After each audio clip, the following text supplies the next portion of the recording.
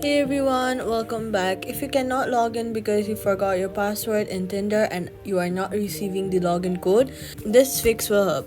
First, open the Tinder app, then tap Trouble Logging In. After that, you're going to go ahead and select login with phone number or email.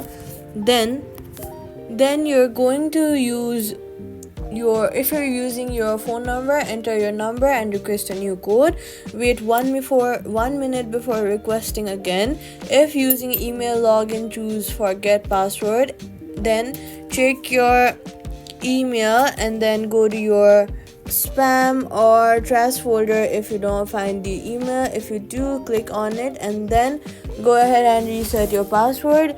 After you reset your password, return to the Tinder app and log in again. If the code or email never arrives, check your network connection, disable VPNs and retry. After resetting, keep your login method consistent to avoid future issues, and that's it.